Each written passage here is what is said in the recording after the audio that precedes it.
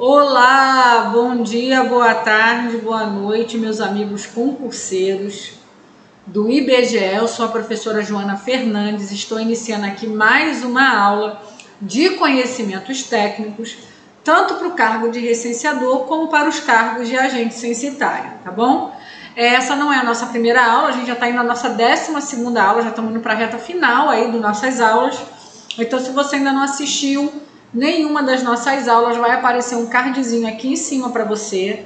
Clica lá para assistir desde a primeira aula, tá bom? Que a gente já abordou aí muito conteúdo importante. Pessoal, hoje nós vamos dar continuidade aos conceitos fundamentais, tá? Conceitos fundamentais aqui, no caso, hoje a gente vai abordar a segunda parte, né, desse conteúdo, ok? Só que antes da gente entrar nesses conceitos, né, continuar trabalhando alguns conceitos importantes, é importante eu mostrar para vocês, porque tem muita gente colocando nos comentários, né, me perguntando sobre a questão da mudança da apostila, né? O que aconteceu? Quando saiu o primeiro edital lá em 2020, né, o IBGE havia disponibilizado lá o material de estudo, né, uma apostila de conhecimentos técnicos, que tinha lá, né, as suas informações. E foi baseada nessa apostila que nós fizemos as nossas aulas aqui no YouTube, as primeiras aulas, tá? E aí o pessoal tá vendo eu falar a data 2020, 2020, 2020, e aí falou, professora, a senhora não está se baseando na nova apostila? Porque quando o IBGE relançou, né, o concurso esse ano, eles votaram, né, uma nova apostila de conhecimentos técnicos. E as pessoas estão, professora, mas está valendo o que a senhora falou nas outras aulas? Não está valendo? Gente, está valendo. Tudo aquilo ali continua, tá? Todo aquele conteúdo continua. A única alteração, né, a grande alteração de uma para outra foi a data. Só isso. Onde está 2020 é 2021, tá bom? Olha aqui, eu trouxe para vocês só ver rapidinho, ó. A coleta do censo demográfico, aí no caso 2021, né? Tudo é 2021. A data base, lembra que eu falei da data base? Eu expliquei, né? Não vou entrar de novo porque a gente precisa seguir com o conteúdo, mas quem estudou já comigo as outras aulas viu, eu expliquei o que seria essa data de referência, tá? Na hora da coleta dos dados. A data de referência que está na antiga apostila é meia-noite do dia 31 de julho para 1º de agosto de 2020. Agora, na atualização, é de 2021. Por quê? Porque houve uma mudança, já que houve a pandemia, não pôde se realizar em 2020, o censo foi para 2021, então os dados, tudo tem a ver com o ano de 2021, tá bom? Então a única mudança foi isso, onde é 2020, você desquisca, né, na sua mente e coloca 2021, tá bom? No demais a gente segue com o conteúdo, tá tudo aí atualizado direitinho, tá? Vamos lá, gente, a gente está falando aí dos conceitos fundamentais, agora a gente vai falar dos tipos de setor censitário, tá? Aqui tem para vocês uma imagem de alguns setores censitários, tá vendo? Foto de alguns setores censitários aí para você dar uma olhada, tá? Não existe só um tipo, existem vários tipos. Então a gente vai trabalhar aqui, não, olha só, eu não vou mentir para você, tá? É meio chato, eu acho um conteúdo meio chatinho, tá? Mas é importante você dar uma olhada, não tem bicho de 7 cabeças, alguns o próprio nome já diz o que é, mas é bom você saber que não, setor censitário não é tudo igual, são diferentes, né? E dependendo do tipo de setor censitário, né? O que é setor censitário, gente? É o lugar onde estão os domicílios ou não, né? Dependendo do tipo de setor que a gente vai ver, onde o recenseador deve cobrir, né? Na hora do seu trabalho, é o campo de trabalho do recenseador, tá? É uma divisão feita pelo IBGE. O Brasil tem mais de 444 mil setores censitários, né, criados aí, divididos aí, montados aí pelo IBGE, tá bom? Vamos lá. Tipos de setor censitário. Primeiro tipo é não especial. O que é um não especial? É um setor censitário comum, né, que não vai se enquadrar em nenhum outro tipo, tá? Então a gente vai falar aqui de setores censitários incomuns, tá? Diferente do que a gente está acostumado. O que você está acostumado, né? Eu, por exemplo, o meu setor censitário era um não especial. Por quê? Era um setor censitário comum, era um pedaço de um bairro onde eu tinha residências, mas tudo direitinho, asfaltado, era, enfim, uma região de domicílios com alguns comércios. Era um setor comum, tá? Então esse é um setor não especial. Agora, existem alguns tipos de setores que, por algumas peculiaridades, eles são especiais, eles são diferenciados. E é esses que o IBGE vai dar um nome diferente. Então é esses que a gente vai estudar, tá bom? Então vamos lá, ó.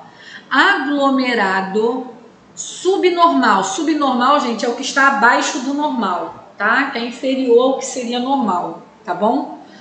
Que tipo de setor é esse? É uma forma de ocupação irregular de terrenos de propriedade alheia, pode ser um terreno público ou privado, tá? Para fins de habitação em áreas urbanas e, em geral, caracterizado por um padrão urbanístico irregular, por carência de serviços públicos essenciais e pela localização em áreas restritas à ocupação. Por exemplo, tá? Vou dar um exemplo do que seria um aglomerado subnormal. Um lixão, né? Professora, mas tem gente que mora no lixão? Tem, né? Eu tenho uma amiga que tem um trabalho social muito bonito no lixão, aqui no Rio de Janeiro. Não vou falar o local para a gente não dar exposição desnecessária. E aí ela falando lá das pessoas que vivem nesse local, pessoas que moram. É uma verdadeira, um bairro, né? É um lugar imenso, um lixão, o terreno é imenso. Tem várias famílias vivendo lá, né? É um setor censitário, aglomerado subnormal, tá? Tá abaixo do que seria normal. É uma ocupação irregular. É numa propriedade, no caso ali seria um terreno público, mas poderia ser também a ocupação de um terreno privado. Esse é um terreno muito grande, né, que o proprietário não deu nenhum destino, ficou lá e as pessoas começam a morar naquele terreno, um terreno muito grande, vira um aglomerado subnormal, tá? Então, pessoas que vivem, por exemplo, lixão, né, seria esse grande exemplo. Inclusive, ela até fala, quem não tem coração forte não serve para ir lá ver como essas famílias vivem, né, tamanha tristeza, a situação de miséria, né, de escassez, que você encontra lá crianças em situações assim degradantes, né? Então, assim, infelizmente é uma realidade do nosso país, tá? Então, esse é um grande exemplo. Eu quero que quando você lembrar, né, aglomerado subnormal, poxa, uma família que vive no lixão, por exemplo, é um aglomerado subnormal, que vive numa ocupação de um terreno, né, um parque, alguma coisa assim que foi invadido e que as pessoas estão construindo, estão vivendo. Isso é um aglomerado subnormal, tá bom? Vamos lá. Quartel e base militar, gente. Aí tá vendo que é autoexplicativo? Ó, setor censitário de instalação administrativa por um comando das Forças Armadas, assim considerado caso a instalação possua pelo menos 50 habitantes permanentes, residindo há mais de um ano no local, tá? Então, se existe um local, tá? Uma instalação administrativa que é comandada pelas Forças Armadas e lá tiver pelo menos 50 pessoas residentes fixas lá há mais de um ano, é considerado um setor censitário, classificado como quartel e base militar, tá? Ó, alojamento e acampamento. O que seria isso? É um domicílio coletivo, geralmente vinculado a alguma instituição, tá? Como universidades, empresas, destinado a oferecer moradia por período temporário. O acampamento é entendido como instalação improvisada, composta normalmente por barracas, tendas e outras estruturas rústicas, tá? Ambas devem possuir no mínimo 50 habitantes residindo há mais de um ano. Então vamos lá. O que seria o alojamento, gente? Por exemplo, as faculdades têm os seus alojamentos. Não tem alojamento as faculdades, tá? São estudantes, às vezes fazem concurso para aquela faculdade, fazem vestibular. Eles moram em outros estados, eles têm que sair do estado deles de origem para estudar num determinado local. Não tem como alugar, né, por conta própria um apartamento, alguma coisa, eles vão morar dentro dos alojamentos das faculdades, tá? Então, é um tipo pode acontecer, por exemplo, aqui no Brasil, aqui no Rio, nós temos as federais aí com seus alojamentos, né? Pode acontecer de um recenseador pegar um setor censitário desse, de recensear dentro desse alojamento, tá? A condição é que e acampamento são várias barracas, onde as pessoas usam como moradia, tá? Tem que ter no mínimo 50 habitantes residindo há mais de um ano, ok? Ó, setor com baixo patamar domiciliar. Lembra de patamar? Nível, tá? Nível, quantidade, tá? Tem a ver com nível, com quantidade, com qualidade, tá? Tem até uma frase aí de um jogador de futebol aí no Brasil que pegou, né? É outro patamar, é outro nível, né? Então aqui, né, quando você falar de patamar, lembra disso. Baixo patamar domiciliar, ou seja, baixo nível de residência. Poucas residências, ok? Setor censitário que abrange baixa quantidade de domicílios, tá? Ou onde não foi identificada a presença de domicílios, tá? Então, assim, aquele lugar que parece deserto, tá? É um setor com baixo patamar domiciliar. Vamos lá. Seguindo, ó, agrupamento indígena, né? Setor censitário em que existam 15 ou mais indivíduos indígenas residentes em uma ou mais moradias contíguas espacialmente, tá? Então vamos de novo, setor censitário em que residam, importante você ter essa quantidade, tá? 15 ou mais indivíduos indígenas, tá? Residentes em uma ou mais moradias, então pode ter várias moradias onde esses 15 habitantes se distribuem, ou pode ter uma moradia só com os 15 vivendo, tá? Contíguas espacialmente, ou seja, moradias que estejam próximas, ok? Esses indivíduos devem se relacionar por vínculos familiares ou comunitários, tá? Assim, de repente são todos da mesma tribo, falam a mesma língua, é um vínculo comunitário. Ou da mesma família, tá bom? Isso seria um agrupamento indígena. Vou fazer uma questãozinha rapidinho só para ver como é que isso cai na prova. Vamos lá? Vamos lá, aquece aí. É uma questãozinha de 2019, tá? Vamos lá.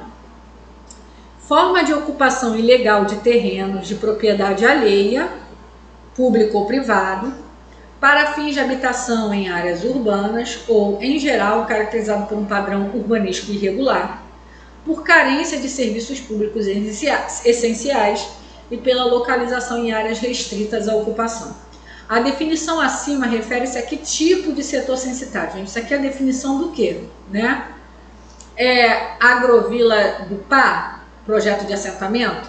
Não, a gente já vai ver, né?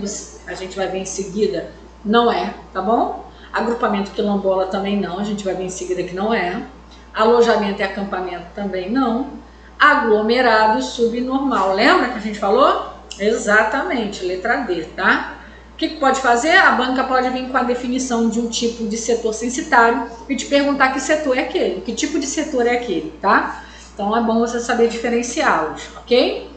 Agrovila do Pá, projeto de assentamento e alojamento também não, tá? Então é letra D de dado, ok? Fala, meus amigos concurseiros! Deixa eu dar uma paradinha rápida para te dar um recado. Se você quer turbinar os seus estudos e praticar mais questões como essa, deixa eu te apresentar os nossos materiais. Pessoal, nós preparamos para vocês 101 questões comentadas de português por apenas R$12, 50 questões comentadas de matemática também por apenas R$12, 88 questões comentadas de conhecimentos técnicos por R$15 e 68 questões comentadas de ética no serviço público por apenas R$12. E professor, como eu faço para comprar esses materiais? Vamos lá, vou te explicar. Aqui está o nosso site, tá? expressoconcurso.com.br. Vai abrir nessa página inicial. Aí você vai clicar onde? Em concursos. Tá vendo aqui, ó, o mouse aqui em cima? Ó, clique em concursos e você vai ser direcionado para outra página. Logo em seguida você clica em quê? Concurso IBGE Recenseador. Clicou. Olha o que abriu para você, ó. Aí aqui você vai poder assistir todas as nossas aulas, igual você está assistindo no YouTube. E tem os nossos materiais em PDF. Você pode estar comprando os materiais no modo individual e comprando o combo. No modo individual, se você somar os materiais, vai dar exatamente R$51. Comprando o combo de uma vez só, você vai pagar R$40, vai economizar R$11, tá? É só apertar no botão comprar e você vai ser direcionado para o PagSeguro. Aqui, ó, vendido por Jorge Paulo de Freitas Fernandes. Aí você vai botar o seu e-mail, seus dados. Você pode estar comprando no cartão de crédito e o material será enviado no mesmo dia para você, para o seu e-mail, ou no boleto. No boleto você tem que aguardar compensar o pagamento, tá? Ele compensa no próximo dia útil. Agora deixa eu te apresentar um pedacinho do nosso material. Veja bem, conhecimentos técnicos. Ele é feito em duas partes, tá? A primeira parte é com comentário, a segunda parte sem comentário. Como é que funciona? Deixa eu mostrar para vocês. Tá vendo aqui, ó, exercício 1, vem a questão e logo em seguida, em vermelho, o comentário. Tá vendo? Tá, e o sem comentário? Sem comentário são as mesmas questões sem comentário com gabarito no final para você treinar. Deixa eu te mostrar, vamos lá. Vamos para a página 53, como diz o índice. Vamos lá, ó. Ó, questão número 1, sem comentário com gabarito no final. Tá vendo aí? Então, você vai poder treinar e turbinar os seus estudos. Deixa eu te mostrar de matemática. Olha só que delícia. Não tem como não aprender, gente. Muito simples, muito fácil, tá? E, gente, a gente também trabalha com transferência bancária, tá? Se você tiver interesse em adquirir nossos materiais dessa maneira, tá aparecendo para você aí na tela o número do nosso Zap e também tem aqui na descrição do vídeo. Entre em contato que a gente vai estar te auxiliando. E não se esqueça. Estuda que a vida muda. Aquele abraço. Feita a questãozinha, vamos seguindo então, vamos lá. Temos ainda a unidade prisional, gente, que é um setor censinário relacionado, abrigam mais de 50 presos permanentes, então é onde, né, há pelo menos mais de 50 presos cumprindo pena, vira um setor censitário. Também, ó, convento, hospital, ILPI, deixa eu apagar aqui, peraí que eu acabei rabiscando errado, né? ILPI, que é Instituto de Longa Permanência para Idosos, tá? É o antigo asilo. Hoje em dia não se fala mais asilo, é ILPI, tá bom? E a IACA, né? O que seria a IACA? Instituição de Acolhimento à Criança e Adolescente. Antigamente a gente chamava de orfanato, hoje em dia já não se usa mais essa nomenclatura, tá bom?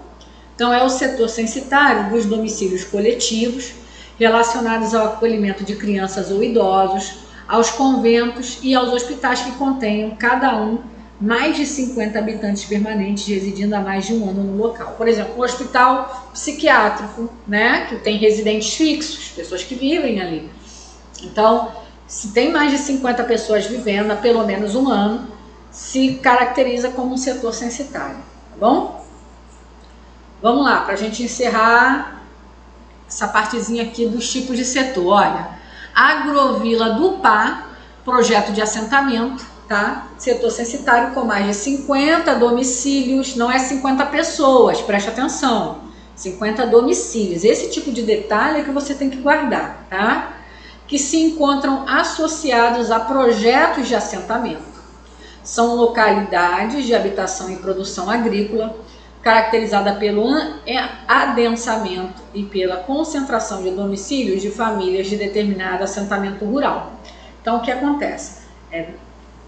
O governo destina uma determinada área e doa essa área para que as famílias se estabeleçam e ali exerçam as suas atividades rurais. Isso aí é um projeto de assentamento, tá? Que os governos têm. Então, se houver um desses projetos onde tenha pelo menos 50 domicílios ali, é caracterizado como setor censitário, uma agrovila do Pá, tá? Ou, né, entre parênteses, projeto de assentamento, tá bom? Só preste atenção que não são 50 pessoas, que a banca pode falar que são 50 pessoas, não, 50 domicílios, tá? 50 casinhas lá, ou enfim, barracas, como for, para serem recenseadas, tá bom? Temos o agrupamento quilombola, gente, setor censitário, em que existem 15 ou mais indivíduos, é igual o caso lá do indígena, né? Autodeclarados quilombolas, residentes em uma ou mais moradias contíguas espacialmente, ou seja, os 15 podem viver juntos na mesma residência ou viver em moradias próximas, tá bom? Esses indivíduos devem se relacionar também, ó, por vínculos familiares ou por vínculos comunitários, tá? E agora vamos abrir um parênteses para falar aqui rapidinho, que são os setores censitários de povos e comunidades tradicionais, que são indígenas e quilombolas aqui no Brasil, tá? Professora, para tudo. O que é quilombola, né? Gente, você sabe que na época da escravidão aqui no Brasil, né, que foi um período bem longo da nossa história, para você ter uma ideia, a gente tem mais tempo na história do Brasil, há mais tempo de escravidão do que de liberdade racial, tá? O Brasil ele libertou, né, os escravos em 1889, foi quando ele deu um ponto final à escravidão. Se você colocar para cá, a gente está falando aí de 100 e poucos anos, né, que acabou a escravidão. Mas se você pegar a história do Brasil desde 1500, né, foram mais de 400 anos, né, de escravidão. Então, assim, a gente está falando de um tempo muito longo de escravidão, né? E durante esse período, né, as pessoas acham que o negro, né, o escravizado, o africano, ele aceitava de boa, né? Ele, tá bom, sou escravo. Não era assim que funcionava, né? Havia muita revolta, e haviam fugas. E nessas fugas, eles criaram comunidades dentro das matas. Eles se escondiam nas matas e lá eles passavam a viver sem contato com o mundo dos brancos, vamos dizer assim, né? O mundo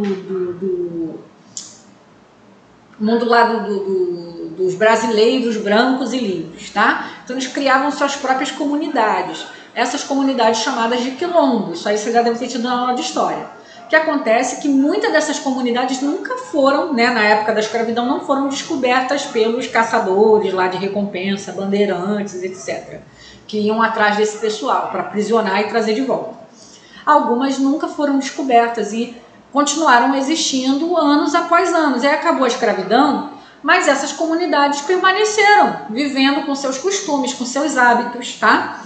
E hoje são as comunidades que a gente chama de quilombola, tá? Que são os descendentes desses escravizados que fugiram e fundaram comunidades no meio da mata. Acontece que muitas dessas comunidades, de certa maneira, se desenvolveu afastada da sociedade que nós conhecemos. Então eles têm uma outra maneira de se relacionar, algumas falam até línguas diferentes, enfim. São comunidades, tá? Eles não estão nem aí, né, para os nossos hábitos da nossa sociedade. Não é que eles não estão nem aí, mas é que eles têm os seus próprios costumes, ok? Então são setores censitários de povos e comunidades tradicionais, tá? Como também os indígenas, eles têm as suas próprias tradições, tá bom? Então é importante destacar que o IBGE também vai realizar o censo nessas áreas, indígena e quilombola, tá? Ou outras horas e povos e comunidades tradicionais. Por exemplo, a gente tem ciganos no Brasil, não é muito, mas tem comunidades de ciganos. São povos e comunidades tradicionais, eles vivem no território brasileiro, mas têm os seus próprios costumes, as suas próprias tradições, tá? Nessas áreas, as condições de acesso do percurso são negociadas com a liderança comunitária. Não é chegando, aí pessoal, cheguei, sou do IBGE, sou autoridade do governo, nada disso. Tem que ser negociado. Isso aí é o IBGE que faz, não é você que vai fazer, recenseador, né, a gente. Isso aí é o próprio IBGE que vai cuidar das parcerias necessárias para poder dar acesso ao recenseador a essas áreas, tá bom? A necessidade de ação é assegurada pelo direito internacional previsto na Convenção 69 da Organização Internacional do Trabalho, a OIT, tá? Então, isso aí é uma regulamentação, né, da Organização Internacional do Trabalho, que é assim que deveria ser o procedimento nessas comunidades, tá bom? Em muitas áreas indígenas, o recenseador precisará ser acompanhado por um guia ou um intérprete. Sabe por quê? Olha aqui, ó, 2010 se estimou que em torno de 28,8%, tá, dos índios indígenas que viviam em terras indígenas não falavam português em casa, né? Falavam as línguas das suas tribos. Então, para que o recenseador falando português, né, se comunique, é preciso muitas vezes a ajuda de um intérprete para ir lá e fazer, né, a ponte entre o recenseador e esse indígena que vai ser recenseado, tá bom? A indicação do guia ou do intérprete é feita com o apoio da FUNAI, né, que é a Fundação Nacional do Índio, e da Secretaria Especial de Saúde Indígena, que é o CESAI, como também através de consulta às lideranças que têm peso decisivo nessa indicação. Em algumas áreas quilombola, o recenseador também vai precisar de acompanhamento de um guia comunitário, tá? Também pode ser que seja necessário, ok? Então paramos aqui, gente, com esses conceitos fundamentais, tá bom? Não se esqueça aí de se inscrever no nosso canal, de deixar o seu like, tá bom? E entrar no nosso grupo do Telegram, o link tá aqui na descrição do vídeo, para você ser notificado das nossas próximas aulas, tá? E principalmente estuda, que a vida muda. Um beijão, fica com Deus.